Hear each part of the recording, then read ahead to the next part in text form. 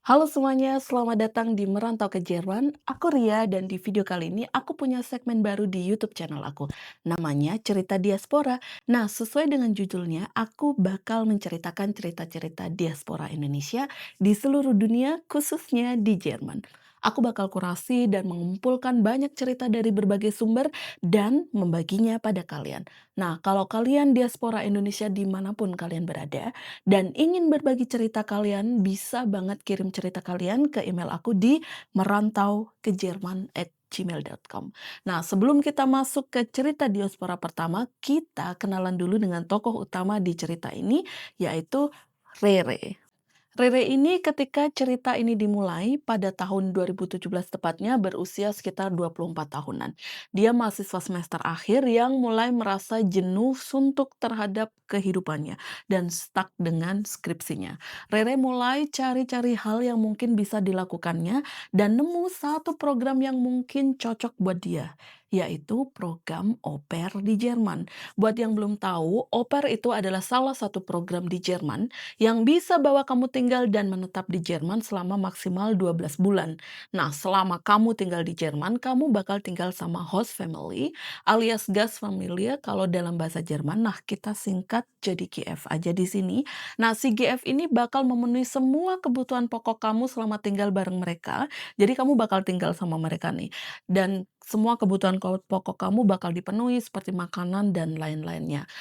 Pun mereka bakal kasih kamu Taschengeld atau uang saku setiap bulannya, dan mereka juga wajib mengirim kamu ke les bahasa Jerman selama di sana. Dan sebagai timbal baliknya, kamu bakal jagain anak GF kamu dengan jam kerja maksimal sekitar 30 jam per minggu. Ini aturannya untuk Jerman ya, kalau di negara lain mungkin ada yang beda aturannya. Nah, kita balik lagi ke si Rere. Dia ini sama sekali nggak ada basic bahasa Jerman. Sedangkan untuk ikut program au pair, dia harus punya minimal sertifikat bahasa Jerman standar A1 itu untuk pengajuan visa au pair ke Jerman. Dan Rere sendiri merasa dia ini sanggup bisa dapat sertifikat bahasa Jerman A1, jadi dia mulai belajar sendiri, mati-matian, pokoknya tekun banget. Dan selama belajar ini, Rere juga nyambi mulai cari GF. Karena setelah dia research soal au pair dan lain-lainnya, dan au pair dan cara kerjanya maksudnya, itu dia tahu kalau proses pencarian GF ini bakal lama dan nggak mudah. Nah, long story short, si Rere ini nemu 2 GF yang klop sama dia. Satu GF dari Hamburg dan satu GF dari Baden-Württemberg. Ini adalah, nama 2 Bundesland di Jerman ya. Hidungku gatel.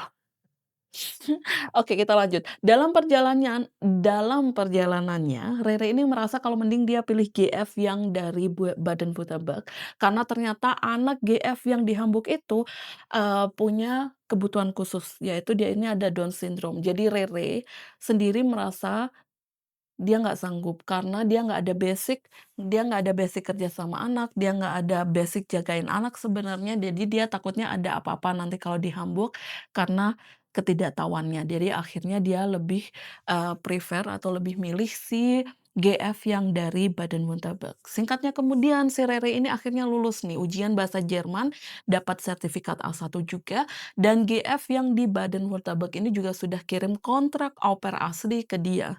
Mulailah si Rere ini apply buat visa au pair. Nah, selama proses ini, kontak Rere dengan GF-nya itu juga lebih intens. Bahkan si Gasmute ini juga jadi temenan sama Rere di Facebook.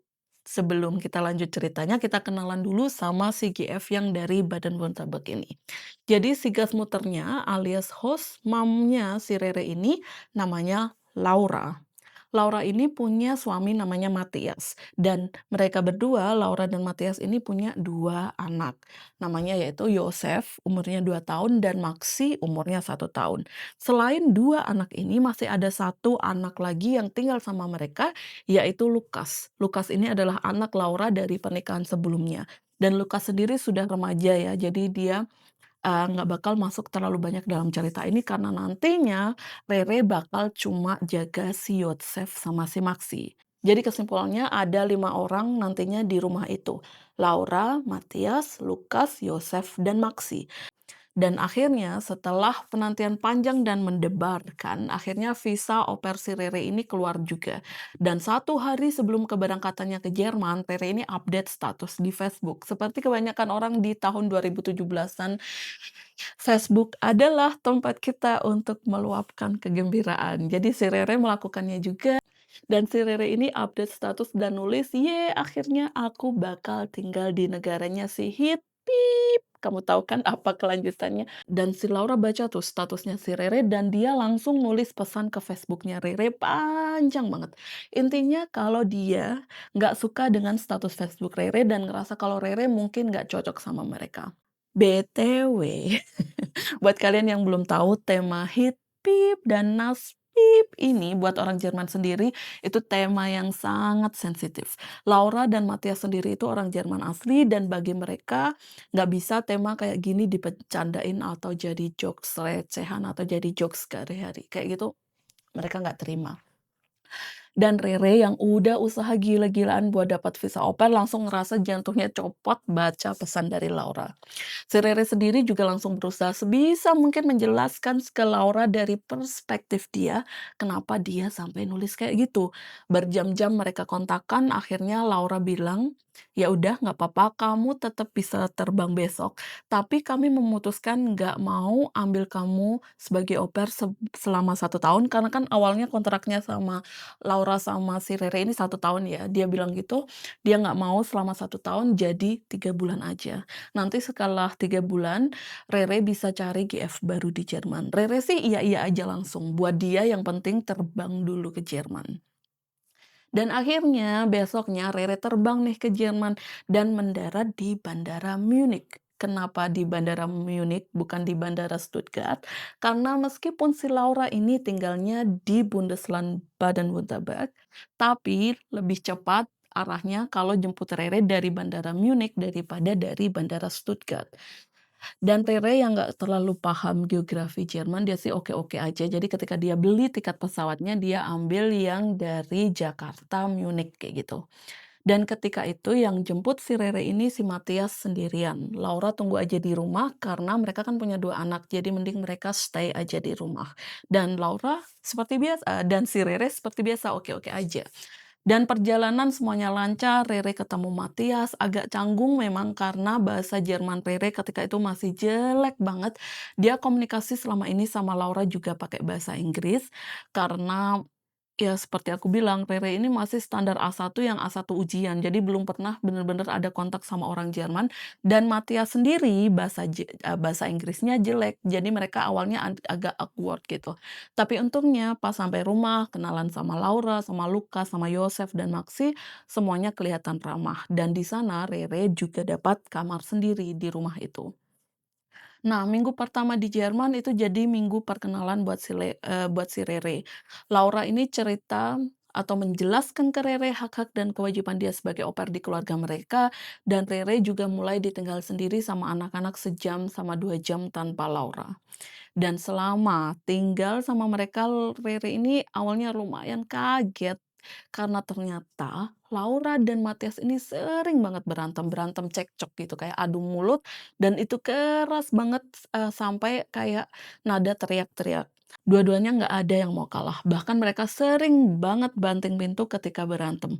Padahal di rumah itu masih ada 2 anak kecil, yaitu si Yosef dan si Maxi yang umurnya masih 2 dan 1 tahun.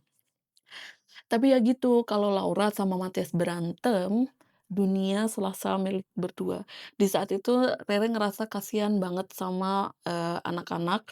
Kalau si Lukas sih dia nggak pernah terlalu banyak kontak sama Lukas karena si Lukas juga udah remaja dan sangat tertutup sama Rere kayak gitu, nggak terlalu banyak kontak sama Rere.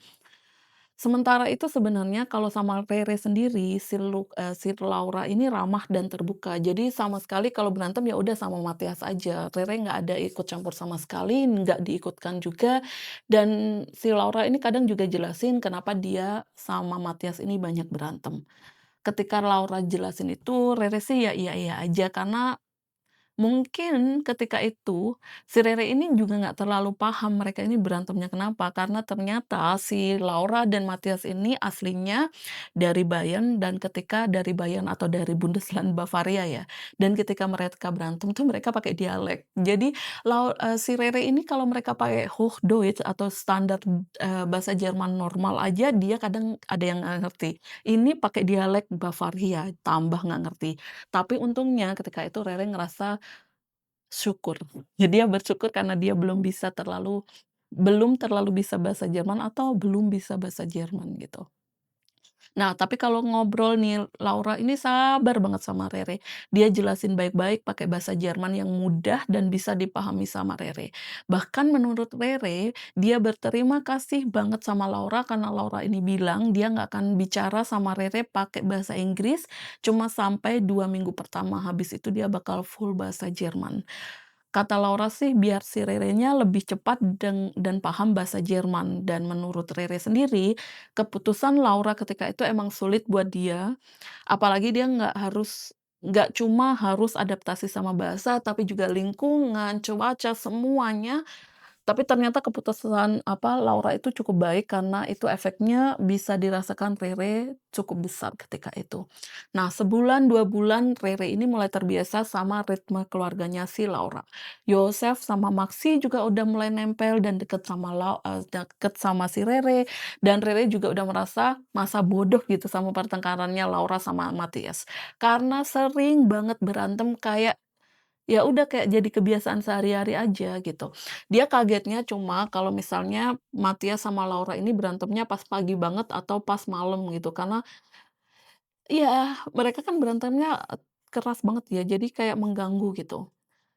Tapi, kata Rere di sisi lain kayaknya hubungan mereka tuh dengan pertengkaran ini kayak nyaman-nyaman aja gitu dan menurut Rere sih itu toksik banget ya, tapi ya mau gimana lagi gitu, merekanya kayak nggak ada ketergangguan, kayak nggak terganggu sama hubungan itu, jadi ya udah. Cuma Rere sih kasihan banget sama si Yosef sama si Maxi, tapi dia sendiri di posisinya juga nggak tahu harus gimana.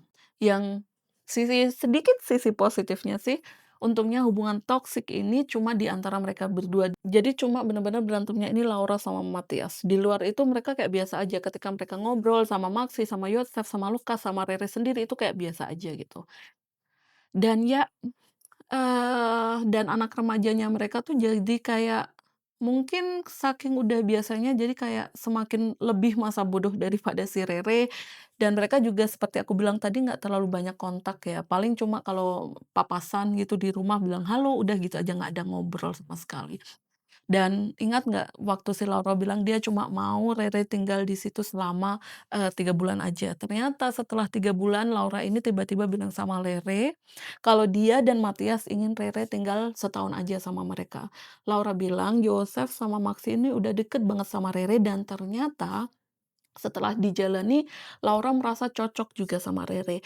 Rere sih yang masuk kategori orangnya mager, seneng-seneng aja sih. Dia males juga ngurus semua dari awal lagi, apalagi setelah tahu proses perpanjangan visa au pair di Ausländerbehörde itu panjang dan menguras tenaga juga.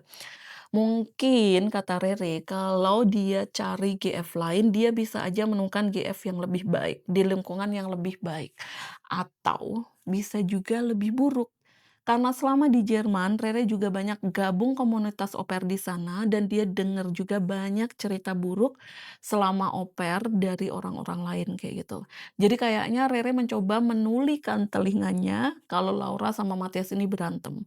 Yang menyebalkan mungkin kadang itu kata si Rere komentar Matias kayak, "Di Indonesia nggak ada TV layar datar ya?" Atau komentar-komentar aneh yang menurut Rere kayaknya mending nih orang nggak usah ngomong aja sih daripada sekali ngomong tapi nyeleneh gitu. Kadang si Rere ngerasa juga kalau Laura ini ada benarnya juga berantem terus sama Matias. Tapi ya udahlah, kata dia. Nah, lama-lama nih 3 bulan jadi 6 bulan, 6 bulan jadi 12 bulan, dan Rere harus pisah sama keluarga Laura. Gimana selama 1 tahun di sana? Apakah ada perubahan? Kata Rere, nggak ada. Laura sama Matias berantem sering banget rasanya kayak 3 kali seminggu. Bisa juga lebih sering kayak gitu. Tapi ya itu berantem terus, tapi ya bareng-bareng terus. Dan selama 12 bulan tinggal sama Laura, Rere mulai banyak kenal tabiat-tabiat orang Jerman secara umum. Banyak hari-hari Rere ngerasa kayak mau nyerah dan nggak mau lanjut jadi au pair lagi. Karena dia udah capek, capek adaptasi, capek sama bahasa Jerman, capek sama cuaca, dan yang paling parah ketika dia lagi sendu-sendunya atau ketika dia lagi down, terus Matias sama Laura berantem. Wes kata Rere katanya dia mau langsung pesen tiket pulang aja rasanya ketika itu. Tapi si Rere akhirnya bertahan juga, dan tahu nggak, Rere akhirnya malah nggak balik ke Indonesia. Dia cabut dari kampusnya padahal udah semester akhir dan memilih ambil BFD terus Ausbildung di Jerman. Rere sendiri sekarang sudah kerja di Jerman dan ya, dia bersyukur dia dulu bertahan sama Laura dan Matias karena kata dia, teman-teman Indonesia dia di sini itu banyak cerita negatif soal masa au pair mereka. Ada yang jam kerjanya berlebihan bahkan sama sekali nggak normal, ada yang kerjanya lebih kayak tukang bersih-bersih daripada jadi au pair, bahkan ada yang GF-nya kasar sama mereka. Nggak dipukul tapi lebih kasar dalam bertutur kata. Jadi kalau dibandingkan semua itu katanya Laura dan Matias ini keluarga mereka sangat baik gitu. Jadi yang minusnya cuma berantemnya itu tadi, tapi di luar itu jam kerja benar-benar sesuai dengan aturan, gaji sesuai dengan aturan, semuanya basic on the books, sesuai dengan buku aturan au pair di Jerman kayak gitu. Dan buat kalian yang nggak tahu, au pair itu emang punya banyak sisi-sisi gelap seperti yang diceritakan si Rere. Kayak dari yang dia dengar dari teman-temannya. Dari pengalaman aku, untungnya aku sih ya waktu au pair dulu juga keluarga au pair-ku tuh sama sekali nggak jahat. Mereka tuh baik banget. Aku au pair 2 kali ya dulu. Satunya di Jerman, satunya di Austria. Karena waktu itu aku balik lagi, setelah au pair dari Jerman aku balik lagi ke Indonesia untuk menyelesaikan sisa kuliah, terus balik lagi ke, jadi au pair di Austria. Dan yang keluarga di Austria itu baik banget, aku masih keep kontak sama mereka, bahkan aku masih ngucapin kayak selamat Natal dan lain-lainnya sama mereka. Tapi yang keluarga di Jerman itu kontaknya masih ada, tapi kayak agak canggung karena udah lama gara-gara akunya sih. Akunya nggak lama kontak mereka, jadinya ketika mau kontak lagi aku merasa canggung. Tapi ya udahlah seperti itu. Dan ini adalah cerita singkat au pair di Jerman yang ya standar-standar aja. Seperti aku bilang lagi, kalau misalnya kalian ada cerita, kalian diaspora Indonesia yang ingin berbagi cerita, kirim aja ceritanya di email aku. Kalau enggak, nanti aku bakal cari cerita-cerita lain, mengkurasi cerita-cerita lain. Ah, jadi episode 1 cerita pertama dari cerita diaspora berakhir sampai di sini. Terima kasih semuanya. Bye-bye.